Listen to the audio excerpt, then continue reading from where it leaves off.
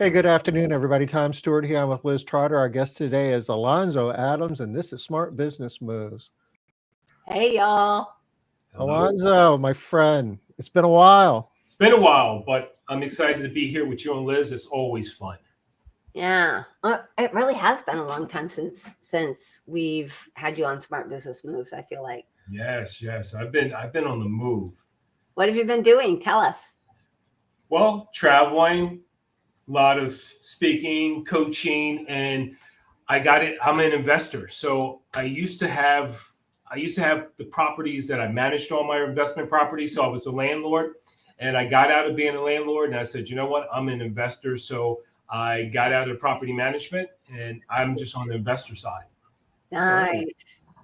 So do you have some other entity doing the management side for you? Yes, I partner up with a management company. They're doing a great job for us, and it allows me to do what I love doing, and that is real life Monopoly. Wow. Oh, real life Monopoly. All right, that's fun. Okay. Yes, always fun. I love the board game, but I love the real life Monopoly even more. That sounds fun. Monopoly is a fun game, even the board game. I can't imagine. It's always fun when they land on your property, right? And they have to pay you. I love that part, you know. You start putting up hotels. Oh, exactly. But that's the fun part of the real life Monopoly is being able to make the moves and put together projects and find ways to get it done, man, to really make those things happen. I'm a creator. So with being a creator, it just falls within, my wheelhouse, the things I just love and enjoy doing. It keeps me young. Yeah. I mean, you're a renaissance man. You're a lot of things. I mean, you're an entrepreneur, you're a coach, you're an investor. Speaker. Absolutely. I mean, you know a few things about health and fitness. You've coached me on a few things over the years. I mean, yes. Well, and actually, I love that we're bringing you in under this topic today, right? Leadership under pressure and remaining calm, because I think that a lot of times people think, well, the reason why those people are calm is they don't have much going on. Well, we can say that about you. That's right. It's about how you manage it, right? And look good while you're doing it. Yeah. I'm excited to talk about it because a lot of times, coaching my clients, I notice, when we go into our session, sometimes you can see the pressure, the stress they're up under, and you can see the uncertainty on their faces. So I'm like, man, if I can find a way to really tap into how I could actually show them a better way how to really tackle life. Because all coaching, I'm going to say it today, all coaching is life coaching. It is. I don't care if you're doing business coaching, you're doing fitness coaching, whatever it is, it's all life coaching. True. You know, and my whole coaching process is always transformational. So it's not transactional. I'm always looking at my client to say, what can I actually get out of this person? Can I bring the best out of them? Because I know inside of them somewhere, there's this superhuman being that's ready to just pop out. So I got to birth that baby. Nice. Quite the visual. Yes. Yes, you can see it, right? Yeah. I love this picture of you. Yeah. It's nice. So, we'll talk a little bit more about your coaching program. We get a little bit deeper into it, but I'm inspired, and I know other people will be as well. So if you want to know more about what Alonzo does on the coaching side, I'm dropping a link to his website here in chat.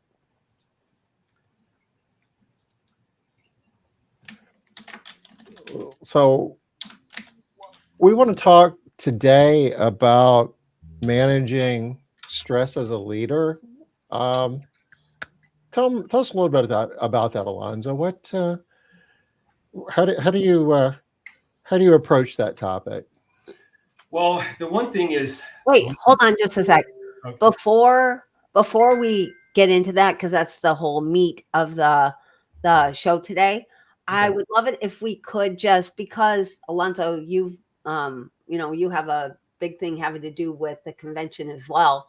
If we could just talk a little bit about the convention, also because I think it does give some more depth to who Alonzo is. While we know him really, really well, and we spoke a little bit to, some of the things, not everybody knows who you are, sir. Yeah. Okay. So here we are. We're on the ISSA North America web page for the convention. It's coming up in 11 days, 17 hours, and 50 minutes. Oh my gosh, so soon. Oh my gosh, that's crazy. That's so close. So, Alonzo, you've been to this convention a time or two, haven't you? Many, many times, and have always had a wonderful time. And I'm going to tell you why I've always had a wonderful time, because wherever I go, I'm going to have a good time. But I always go in intentionally looking for a way to connect and network. There's some smart minds. There's some people that you don't know that's from all over the country. And it's great if you can find a way to connect with those people, get some insight about things that they do. Get some understanding about the industry itself, about how you can actually make your business better, make your people better, and as a whole, just formulate different relationships that you have never had before in your life. The convention is a great place to do that. And if it wasn't for that convention, I wouldn't have met, people like Liz. I wouldn't have met, people like you, Tom. These have brought together some great minds. Extraordinary things have came out of those. I have been fortunate, very fortunate from some of my connections to actually make some very good financial strides from that. So I could tell people there's no way you want to miss that. Yeah. I do want to tell a story about one of the my experiences with you, Alonzo. Was I don't remember which convention we were at. It was way back in the day, but you were the first person that taught me about tracking KPIs on a daily basis. So we're sitting on the steps, like literally sitting on the stairs, and you showed me your report that you get every single day, and what's in it, and the different KPIs that you were tracking on a daily basis. And I was like, what? This is genius, right? This is just every single day tracking just these. And there were only a few. I think there were 5 at that time. And I was like, this is incredible stuff right here. Right. And I really revolutionized a ton of my thinking around that idea. I mean, of course, now Tom is known as the KPI genius, but I didn't even hear about KPIs from Tom until years after I'd heard about it from you first. Daily tracking. I remember that. And what you shared with Liz, I'm assuming, has evolved into an entire coaching program that is based on KPIs. daily KPIs. Yeah. Yes, it has manifested into critical numbers now. So I'm a big component of saying, let's look at the critical numbers. You do have KPIs, which you can go nuts. You all know you can go, Tom goes nuts. So many. So many. Right. You can have so many.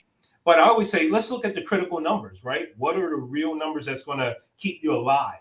What numbers are the ones that's telling the real health of your business? And there are a few. And you look at them, they're really probably only about 6. But KPIs, they can go on and on. Yeah, for sure. So critical numbers are the ones I really focus in on. I help people find them. And they're like, wow, these are the criticals. Yeah, they're like when you go to the doctors, and they're giving you those critical numbers, these are the ones that they will kill you if they're left unchecked. We have 2 sets of KPIs that we look at. We have the basic KPIs and we have the core KPIs. And for us, the basic KPIs are what you're talking about. These KPIs, if you don't pay attention to these, you could be dead. And it hasn't even caught up with you yet. Guess what? You're going bankrupt. How many times we've seen that? All of us have seen that. People are going bankrupt. They're actually like this close to already being bankrupt, and they have no clue. They're out shopping. You know why? Because they're watching the bank account numbers. Yeah. It's a certain amount in my bank account, so we're good, right? Yeah. Like that money is already spoken for. It's not your money. Yeah, that's why they get in trouble. Yeah, that's so often. But that's the easy one to look at. So that was a convention experience of mine with you sitting on those stairs. I'm sorry, Tom. Go ahead. No, there's just there's an experience to be had at convention every year. Absolutely. Multiple experiences. So many. And there's reasons not to go. I mean, it's a financial investment, it's a time investment. I can tell you this, I promise you, I don't know anybody who's ever gone to convention and felt like it wasn't worthwhile, that they regretted doing it. It is, the kind of thing, if you aren't sure, and if you've got the time to do it and you can make it happen, if you do it, I'll promise you'll be glad you did. I'm gonna argue that. Sorry, I have to. Okay. You have to go in, and Tom, I just love to throw up the other side there, right? Do it, Liz. I know you can be wrong if you want to. Go ahead. I know 3 people that have said, huge waste of my money, huge waste of my time. And when I dug in and asked them why, what were you doing? They didn't do anything. They spent all of their time going somewhere else, not doing the stuff, hanging out, just chit-chatting with their friends. Did you go to any of the education sessions? Yeah, but what? Were you paying attention? Well, kinda. What? Did you walk the showroom floor? No, I've already seen all that. What? No, what? Yeah. So I guess actually I'm going to have to backtrack. But you know what, Liz? I'm not worried about that, because this is smart business moves. Yeah. And if anybody who's watching us, right, they would know better and they wouldn't behave that way.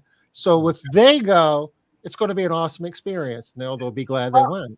And actually, I have to backtrack also and say, bow down and say, you're right, because those 3 people that I'm talking about, all 3 of them didn't actually go. They flew to the city, but they didn't actually attend the convention experience. Oh, so they just went to Vegas.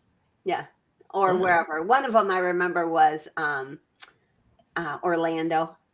I remember. And I'm pretty sure one was in Chicago too. I'm like, well, I mean, just because you go to the city doesn't mean you attended the convention experience. So, all right, I'm backtracking. It's okay. But, in Denise, I mean, once again, thank you. But you know what happens, though? A lot of people don't go to the convention with a game plan. I always went with a game plan. And I think about how many I went to, and people would say, Alonzo, at this time, how could you possibly get anything out of these? You didn't heard so much. You didn't been to so many of them. You know, tons of people there. But I don't know everybody there. Yeah. And the one thing I remember, we're all in the room. We're having a round table, right? We're in a round table. We're all sitting there. And I look around. I'm like, okay, I know probably 80% of the people in this room. I do. But there's a 20% I don't know. So I go over to Derek Christian. I say, hey, Derek, in this room, who is it that I should know that would make a difference? He pointed out 3 people to me. And those 3 people he pointed out to me, I did not know. But before that night was over, I knew all 3 of those people. I had their contact information. And 2 of those people I went on to do some big business with. Nice. Isn't that unbelievable? Yeah, because I went in with unbelievable. That's right. I don't know everybody there, but there are the connections, the networking there. It is priceless.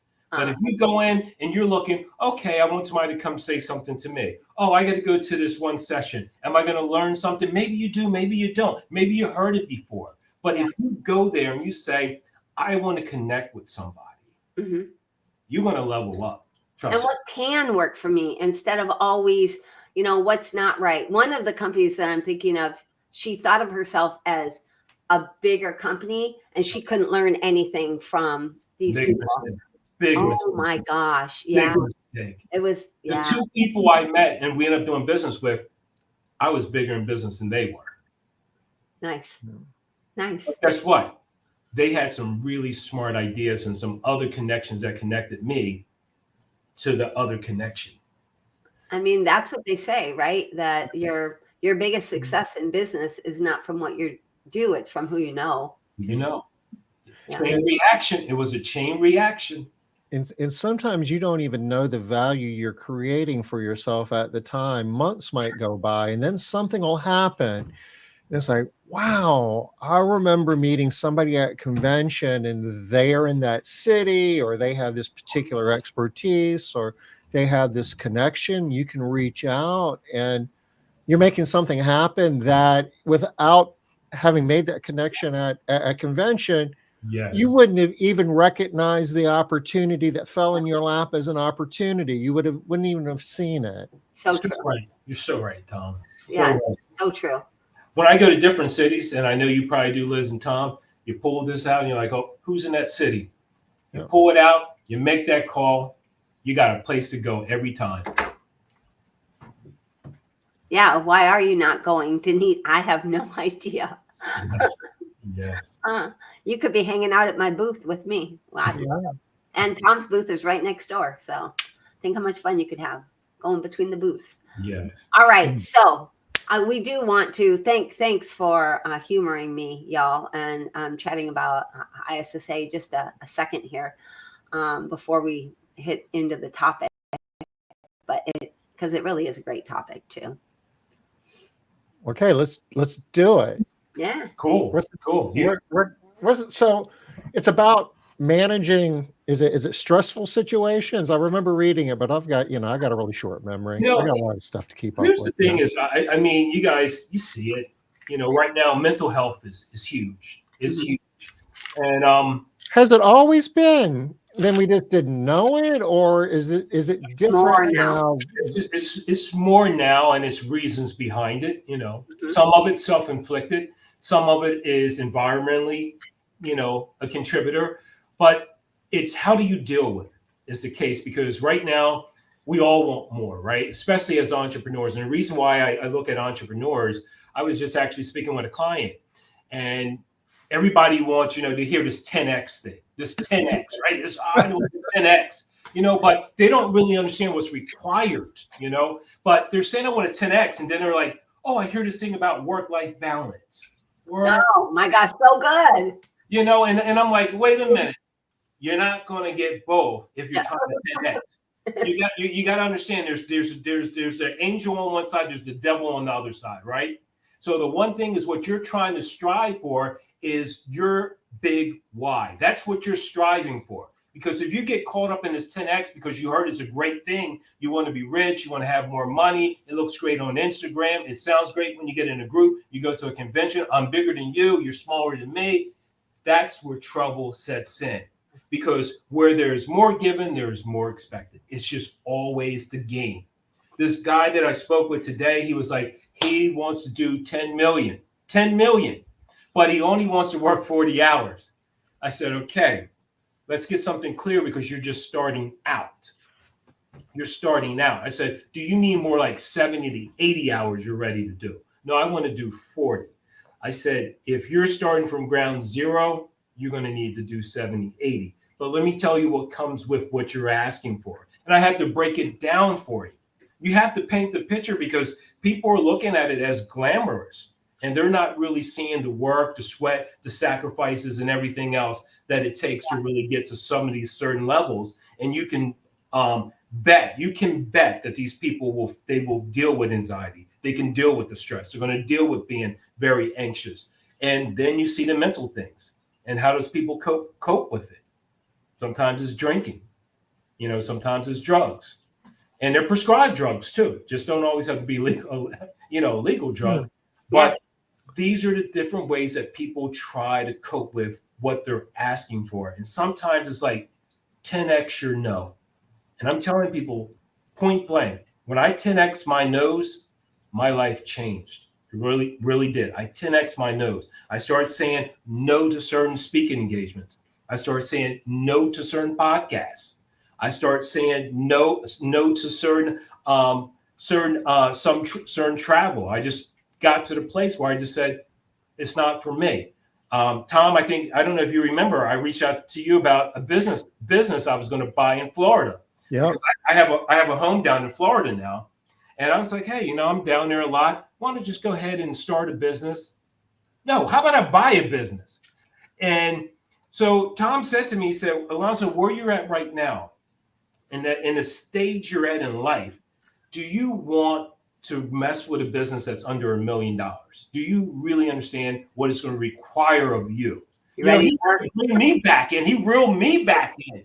And I was like, well, Tom, I can get that thing moving pretty quickly. I know how to do it. It's in my wheelhouse. He says, Alonzo, we're talking about a business that's under $1 million. You don't have a team, right? There's no team there, right? I was like, that's true. Because you have to build it. And he starts breaking it down. And then all of a sudden, my 10X no kicked in.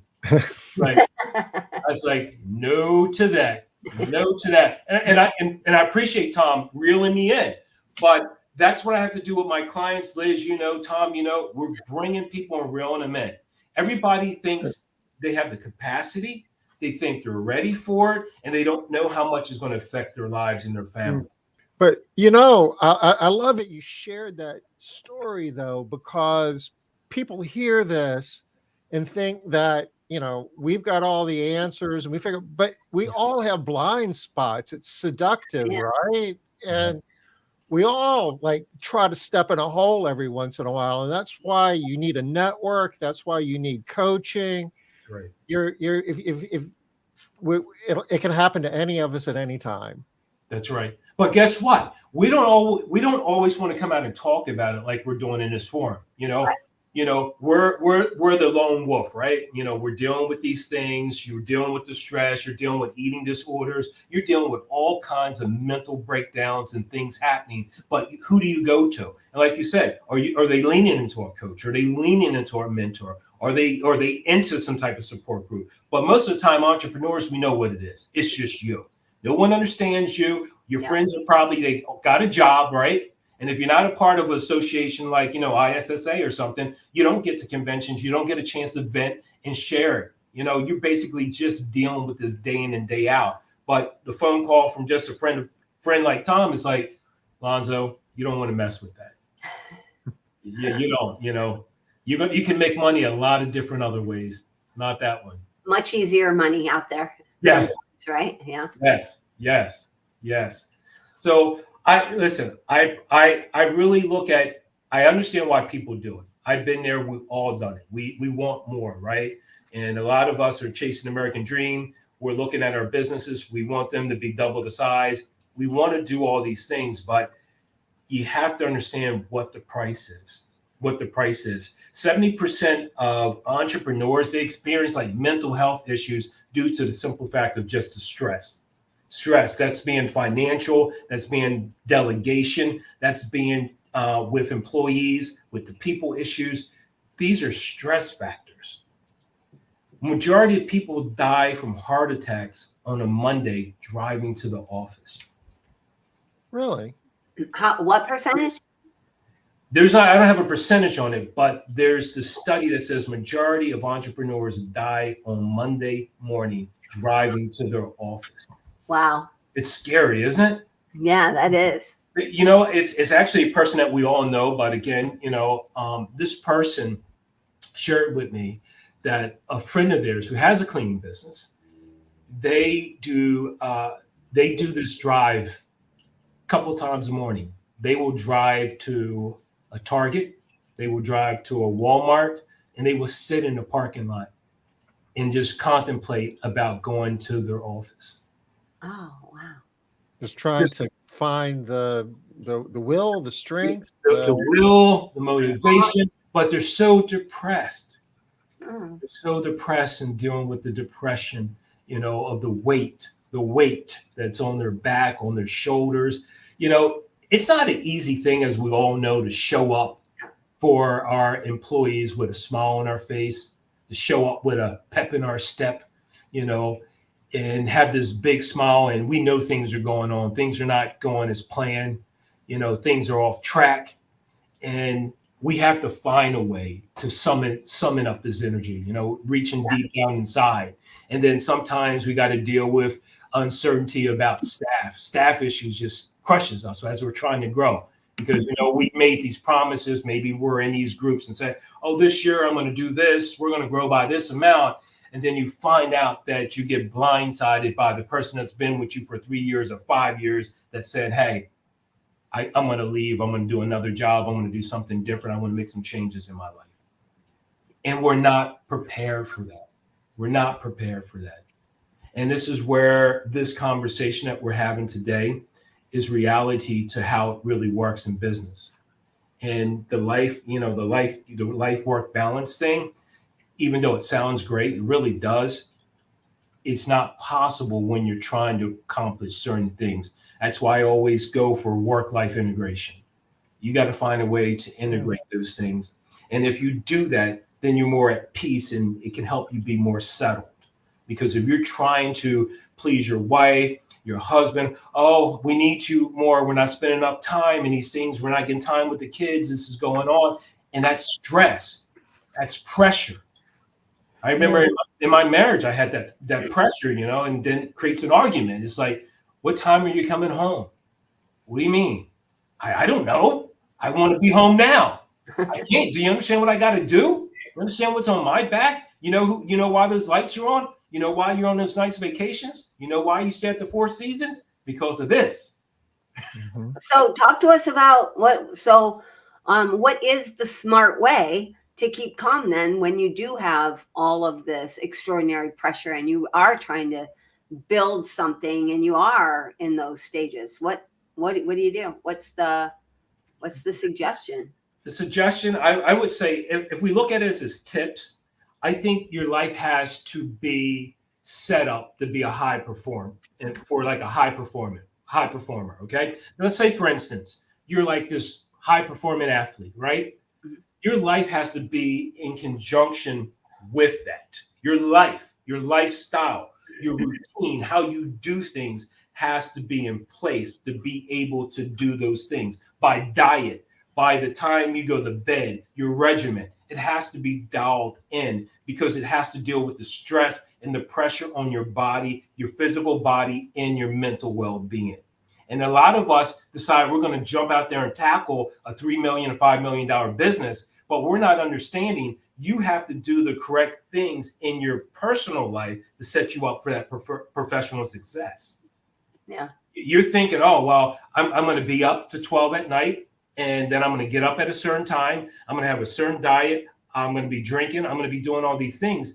You're going to be taxing and stressing yourself, and you're not getting enough sleep. You're not getting enough rest. So I would say, number one, start dialing in your personal performance plan. Dial that in. What does it look like? And when I work with my clients, I always say, okay, what time are you normally up? I start with something that simple. What time are you normally up? Oh, well, I get up at 6. Maybe 6 isn't ideal, and I ask questions around it because when they tell me 6, the first thing they're jumping up and doing, they pick up the phone. Yep, they check their email, and the stress machine is on. Yeah. It's the hamster on the wheel. It just starts because they already have positioned themselves to build up the stress momentum. Okay, that email all of a sudden is in control of them, or that text message that they got from an employee that called off, or a deal that didn't go through. So now you have that added pressure on you. You're driving into the work with these things on your mind. The first thing you're greeted with is someone that's bringing a problem to you, right? They're bringing a problem or issue to you. Your mind goes into problem solving mode. So now it's more stress that's building up. And then you have this open door policy where there's no boundaries. So you have full access to me. And I'm walking into my day. It's not even planned out. It's not even thought out. And so I'm putting out fires the entire day. And I don't even realize that's not what I'm supposed to do. Yeah. I'm not even clear on my role. I'm the CEO or president. I'm not clear on my role. What is my responsibilities? And this is where you see people start to drown. They start to dislike it. They really do. And then they go home in the evening. It's usually late. And they grab whatever they can to eat. And then their night probably is, again, checking emails, returning emails. And it goes on until late into the evening. And then they're hearing from the family that's saying, you didn't spend any time with us. You didn't even make it to Johnny's baseball game. Yeah. know, you didn't make it to I shouldn't say just Johnny. How about we didn't make it to ballet, you know, or gymnastics? All these kind of things start to happen, and it's pressure and it's stress because you're starting to try to figure out yourself and find yourself in the midst of all this. So the proper things, as I say, dial in your morning routine, dial in your evening routine, figure out what your role is in the business. Get real clear and concise on your role. How many hats do you wear? As a business owner, you're probably wearing about maybe 4 to 6 different hats. Some cases even more than that.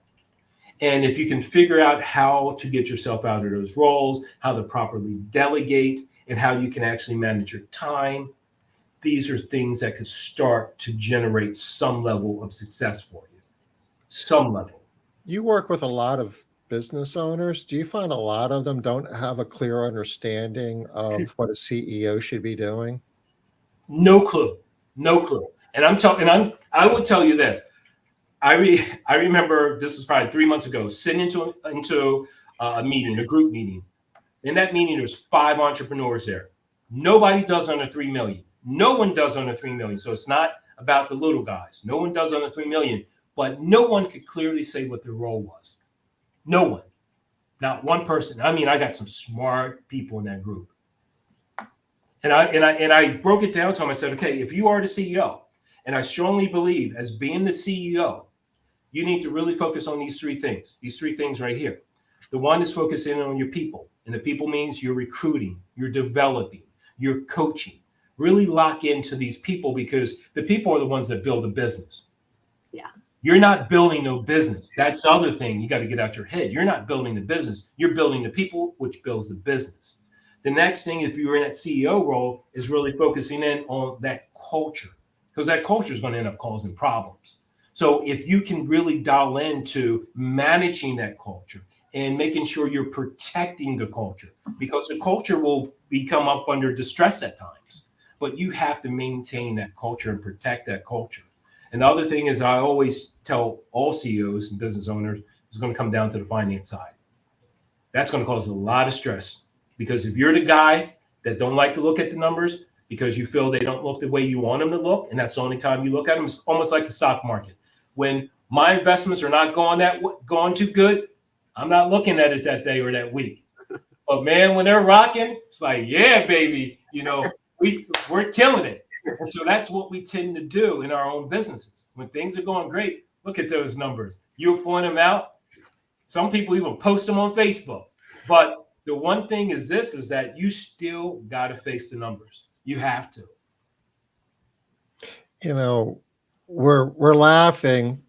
Liz and I did a foundations class. This was several years ago with somebody that all of us knows that admitted that logging in the QuickBooks was so stressful for them that they would have to put a Post-it pad over the bank balance when they were looking at QuickBooks. Stress. Yeah. And I know a lot of people that just won't log in. They won't go look exactly like you said. They know things are bad. They're not going to look. But when money's there, they're in 10 times a day checking it out. Look at that. I'm all fly right over here. Yeah. So Roxanne has a question for you here, Alonzo. She wants to know what your suggestions are for protecting the culture. You know, protecting your culture is very important because, you know, people can go south on you. They can. You know, we want everybody to follow the North Star and we want everybody on board. But there are times where people will start to have their own agendas. Their own agendas. It's nothing about the mission. They go on their own agendas. And you have to be aware of that. Aware of that is the language, the body language, the speech. That's an important thing that you have to pick up on because these could be people that could become culture crashers. Yeah. They will crash your culture. Oh, yeah. And a lot of people that I run into, they think they got really good culture. Oh, no, we got really good culture. And you know what? I interview their people. You know, I speak to their key executives or the managers in there. And oh, my goodness, the stories are so different. Yeah. So different. Not the first 5 minutes. The first 5 minutes, everything's amazing. It's amazing. Yes. Yeah. And they're not even aware they got a culture crasher in there or a group of them.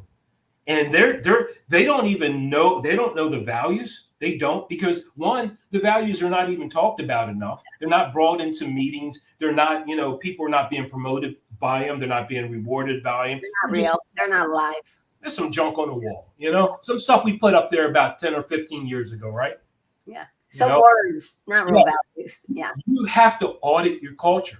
That's the big way to protect it, is audit. You got to do audits. And there's some things that, we've been in business now we're going over 30 years. I'm showing my age, but there's some things that we have had in there that's not applicable to today. I'm just going to be honest to you. We reviewed this probably about a good 8 months ago, and we're like, that's got to go. That's not who we are right now.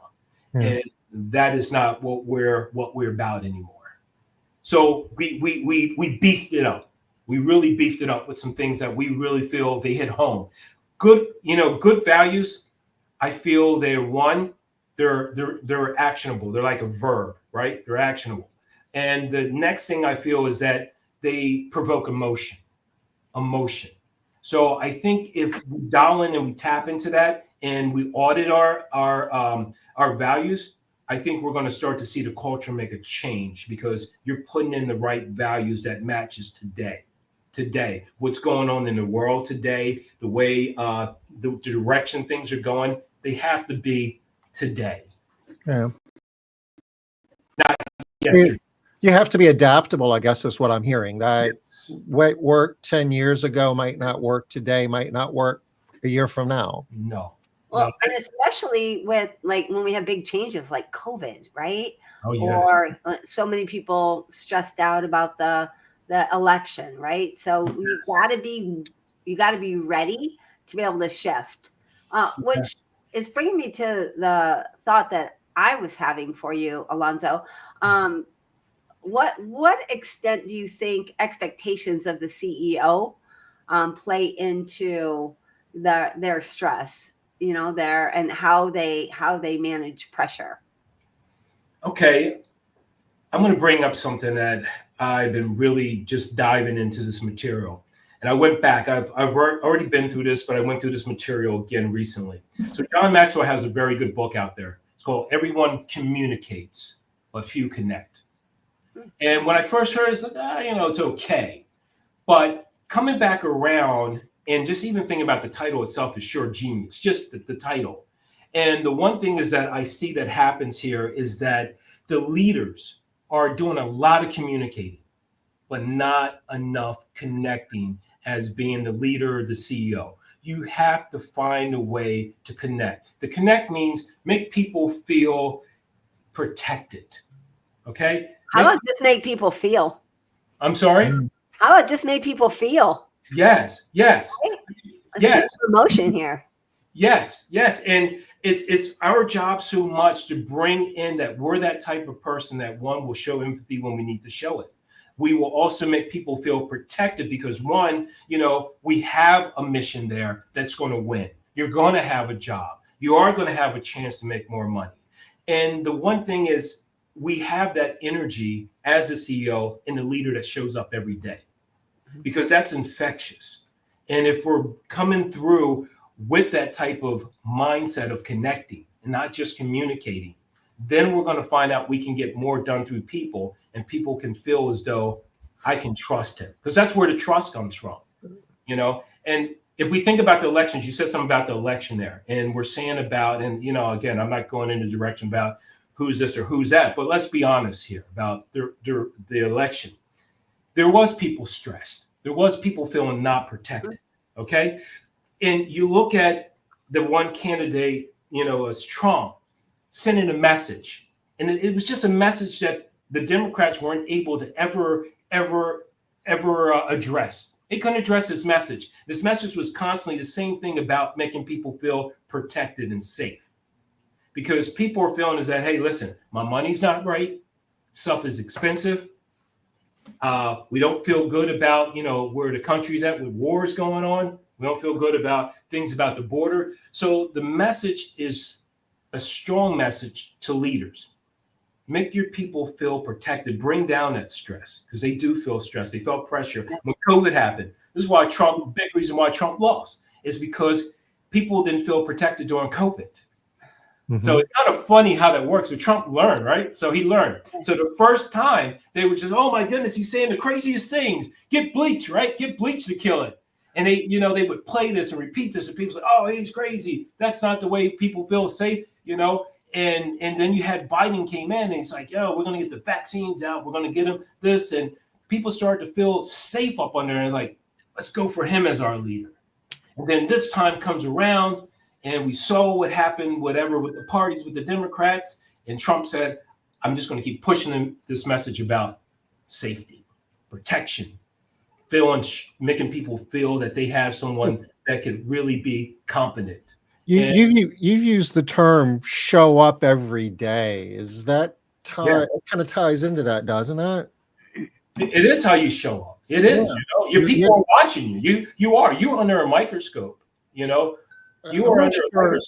Is everybody aware of that though? I mean, you're self-awareness. That's emotional intelligence.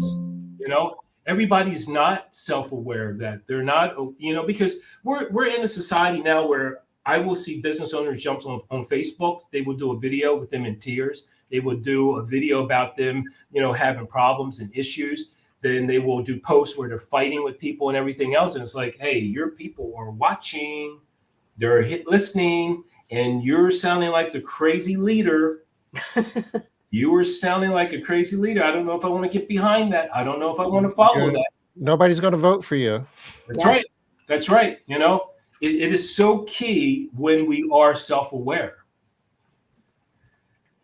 But I mean, we do have a little bit more tolerance nowadays for the, the crazy talking and stuff. I mean, look at the results.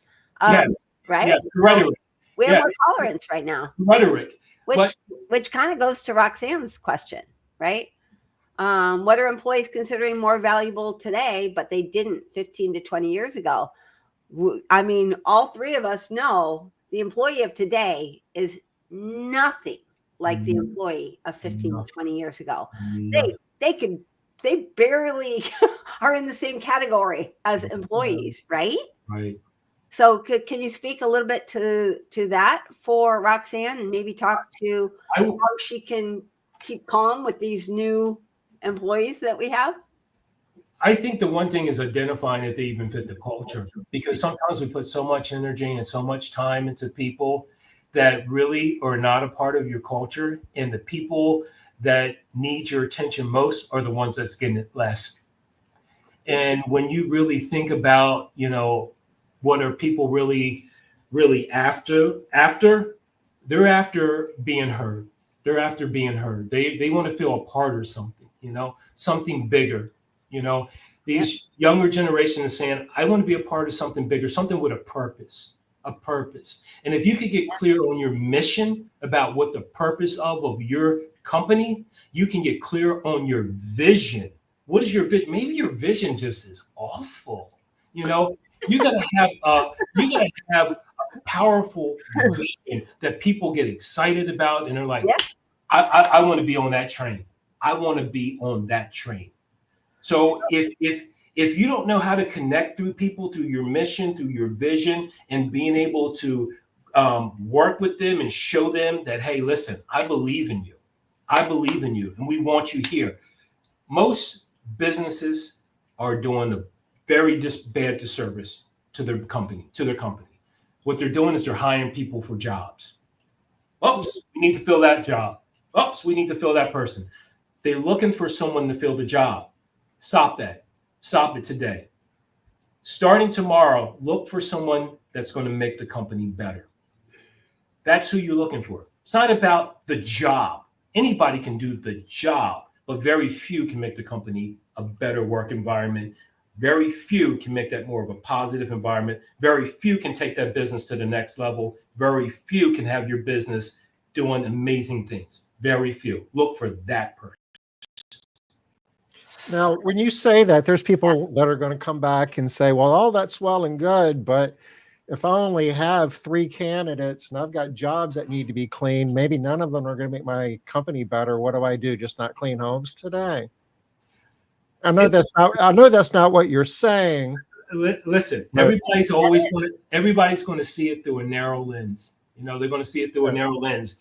But I will tell you, the companies that's not having those issues and that's not having those problems are the companies that's creating a mission that's so exciting, their vision's on fire, and people are lining up to work for them. Sometimes, depending upon where you are in that process, you might have to hire somebody that you feel is not an A player. But if you're looking for that person, Right. every time if you're looking for them, most of the time, A players are not there. A players are, listen, if you're looking for A players out there, it's very rare because they already got a job, right? the chances of finding one are greater if you're looking for them. Yeah. But they already got a job. Good. They're working somewhere. But that's good, Tom. High five. I love that. Right. That is good. But they got a job. They got a job. So your one thing is that you need to look for people that you can bring into the company that that can change the company. That's why I keep going back to that. And if you get back trapped, because it's a trap, you just constantly keep trying to fill the job. That's what you constantly do, Yeah. And I found when I stopped doing that, things opened up for us. And I did that for years. Wow, probably over 20 years we did that. And I do want to add a little thing there, though. So if all you're getting are these B and C players and you're looking, you're finding, then you do have to do more of what you just said, Alonzo. So how you get out of that trap is you do have to make sure that your vision is enticing. We have a saying that we use that if you want to aim for employee retention, we call it aim for employee retention, AIMM. Yeah. People need to have some autonomy. They need to feel like they're important in their job, that they're more than just a number in their job. They need to know about the meaning. There's a bigger meaning to what you're doing. And there needs to be a measure. They need to be able to tell by the numbers, am I doing well? Am I not? Right? And if you don't aim for that, you're not going to get it. You're going to get the lowest that there is out there to offer. So even if you're not getting the very best there is to offer, right. A lot of times you can still build up people and be adding in all of that stuff. They may not be your A players from the gate. Maybe they're B players, but you can build B players into A players if you build them up, if you're aiming for that. So I do want to say that. Because that's right. We embrace the B players because the B players, because of our culture, we can bring them in and they can thrive in that culture. Yeah. And they can build your business. That's right. And you can turn them into the A players. Yeah. But here's the problem. If you got a C culture, the A player is not coming in there. If you are not even B players. Right. If you're a C leader, A players don't want to be on that team. No, not even for a short time. That's right. If you got a C culture, there's a problem again. All right. So we keep going down this same path, but I do want to make sure that we're hitting on in our last 9 minutes here, how to keep calm, right? How do you stay calm? So let's say that you're in a bad cycle. Maybe your culture is poor. You got C players coming in. You are just filling a job. You are putting the Post-it note up because of your finances. You are stopping at Fred Meyer or what'd you say, Walmart, because you just can't even make yourself go to work in the morning, right? So maybe that is your life. Okay. What are the first steps? Well, how do we get calm? All this intense pressure, family's not happy. We're not going to Johnny's ballet class. We're not doing any of the stuff. How do we get some calm so that we can think clearly, so that we can start making better decisions and stop just responding to, the fires that are happening? What do we do? I go back to the 10X no. The 10X no. Okay. No, I like the 10X no. I love that idea. No to touching the phone first thing, right? That's your first no. You got to be on the same thing. No to answering the emails at any time. Just being open for emails. Establish a set time. You know, if that's going to be, you check email at 8 o'clock, check it at 8 o'clock. Come back around at 11 o'clock, check it at 11 o'clock, you know, maybe at 3 those o'clock. parameters. Right. You have to put those boundaries and those parameters in place. Okay. And the other thing, you're going to have to say no to some invites. There's people that's inviting us to do different things. We have to say no to it. Gosh, it's so hard. It is. So hard. Yeah. But we have to 10x the no. We have to get to a place where we're saying no for that business idea, because we already have a plan right now for this quarter. We know that we're squirrel minded. We know we love shiny objects. We know we're looking for the next idea. We know Tom said this. I want to do what Tom just said. Liz just said this. Oh my goodness, let's implement that. Yeah. Because people are going to come from the convention crazy. So true. Crazy. And they're going to try to do all these things and implement it in the next 60, 90 days. And you're going to have to establish a way to put it all in the bucket, and put yourself in a situation where you can say, this is not the quarter for it. We didn't have it in the plan, and we're going to do it, but we're going to establish the proper place for it. Yeah.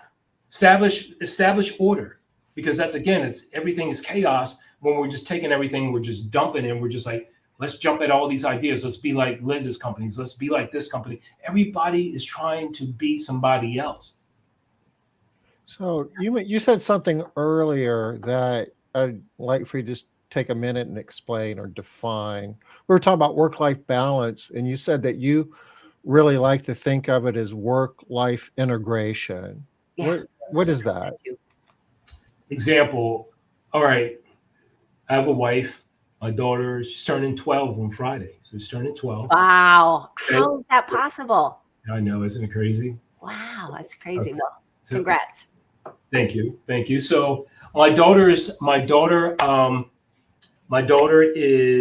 at an age, again, that I don't have to be there the same as I was when she was smaller. But that is still very important and still plays a big role in her life. But what I have to do with my daughter and my wife is communicate first with them about when I'm going to go on a stretch, because there's that stretch where we may have a project. You know, I may be speaking somewhere. And it's like, okay, I got to work on my speech. I'm not going to be as present or available as I normally would be. And you have to establish that through communication and letting them know, I'm going to need 3 weeks. I'm going to need 4 weeks. There's going to be times where I'm going to be a little bit late. There's going to be times I'm going to be up a little bit earlier. And establishing those things, it takes the stress off, the pressure off the family. And those are the things that you understand is important, because you're going to have to go for that stretch of maybe 4 or 6 weeks. And it's not going to be balanced. It's not, you're going to be completely heavy over on the work side. The personal side is going to be small. It's going to be very small. But it's that pendulum. Sometimes I'm up higher on the personal side. Sometimes I'm higher up on the business side, because I'm an investor. I'm speaking. You know, I'm coaching. I'm all over the place. But it puts me in a situation of not ever trying to bend to that type of rules, putting that stress and that pressure on me to say, you know, you're out of whack, man. You know, you're not doing the things you should be doing. No, I'm going to go through my phase. I'm going to do my 4-week stretch, and then I'm going to come back, and we're doing our family thing the same way we've been doing it. You're managing the process. You're in control, and you're living with intent. Yes. Like today, I'm going to give you a perfect example, and it's not always that. Today, I was able to get on my bike. It was a beautiful day, just ride for an hour and just enjoy all those things. And I looked around and said, you know what? I'm going to tell my wife, let's go to lunch. We went to lunch, walked to town. I actually passed by my general contractor. Well, my general contractor passed by my wife and I when we were having lunch. He's like, wow, must be nice, huh? Well, I do work. He goes, but it's all the time like you're just living a good life. No, right now, we're enjoying it. It's that time, it's that moment. Yeah. And then we know when to go hard. We go hard, man. I go hard in pain. Yeah. You know, I don't think there's nobody out there that will outwork me when I go at it, and I'm locked in. But again, it's all integrated, you know, it's all integrated. It's not one or the other. They're all integrated as one. And I don't fool myself. I don't fool my family. I don't give any false impressions. I am who I am. And that's identifying is that I'm going to do my best to be the best dad. I'm going to do my best to be the best husband. I'm going to do my best to be the best business owner. That's what I do. But I understand how they're integrated into my life. And once I came to terms with that, man, that took a lot of pressure off, put everybody at ease. Everybody's like, Dad's in his work mode right now. Give him a little bit of space. He's going to work it out. Bam. He's back. So we've covered a lot of area here, but it's all basically as leaders of companies, how do we find that balance? How do we manage the stress and do it in a way for our benefit, our family's benefit, and for your other stakeholders, the people who are actually running your business for you and working in your business? How do you recommend that people reach out and get help? We didn't really talk about coaching directly, but I know that Liz and I and yourself, I mean, we've all have invested heavily in coaching over the years, and it's part of the recipe. If you want to try to figure all this out yourself, maybe you'll get lucky and figure out something every once in a while, but you don't want to have to beat your head against the wall doing it. What can you say about your coaching, Alonzo? If anybody wants to talk to you more about that, what's the best way to reach out? The best way is one, I'm on Facebook. Look for me on Facebook, Instagram, LinkedIn, right here directly in my website. I'd love to speak with you. I take 30 minutes to hear what you're dealing with, to understand what you're looking to accomplish, and if it's a right fit, because I'm always looking for the right fit. I turn down people all the time with coaching. It's just not a good fit. But I'm looking for people that's really, really about transforming themselves, not coming in and saying, oh, it's just about business. No, it starts with you. So I'm about you. Let's really dissect you, and let's see where we can build you into that top performer. I love actually what you got on the screen, because that's just a quote that I created that I believe in. Transformation happens by simplifying. Just really simplifying your life, removing all that complexity out of it, and that will drastically improve the performance. It really will. And I just believe in being a high performer, and anybody I coach, we're about performing at the best and being the best of the best. I think you may have just created a brand new word that I might be in love with, dramatically. What? That's drastically and dramatically. That's amazing. That's a great word. If you use that, I'll give you credit, dude. Credit. I will. I'm collecting royalties off of it. Dramatically. That's awesome. Yeah, I love that word. Isn't it amazing when you're excited about what you do, the kind of words that will be created and manifested? The lives. That's right. I love what I do, and you can see how my excitement, my enthusiasm, my passion always comes through. Yeah. So if we create a new word that they got to put in the dictionary next year, we'd do it. Yeah. And you know what? We all deserve to love what we do. And that doesn't mean that every day is going to be awesome. But really, if you're in a place where you don't really love what you're doing, Alonzo just extended an invitation. That's right. Reach out to him and talk. He might be able to help you see a path forward where you can get to that place where you love what you do. Yeah. That's right. Alonzo, thank you. I mean, you're awesome. You've given a tremendous amount to the industry that we all love, and just general business, man. You're doing a lot of different things. You and Liz both have, and you know what? Take my hats off to you guys. You guys are true superstars of this industry, and you make it a better place. We wouldn't be the same without you. And I tell you, your work is remarkable. Well, Good company. Yes. So We're going to go ahead and wrap it here. We're at the top of the hour, smidge past, but we'll be back next Wednesday, 5 o'clock Eastern. Until then, everybody take care. Thanks, y'all. Bye-bye. Thank you, guys. Liz, what's that word again? I got to remember it myself. Dramatically.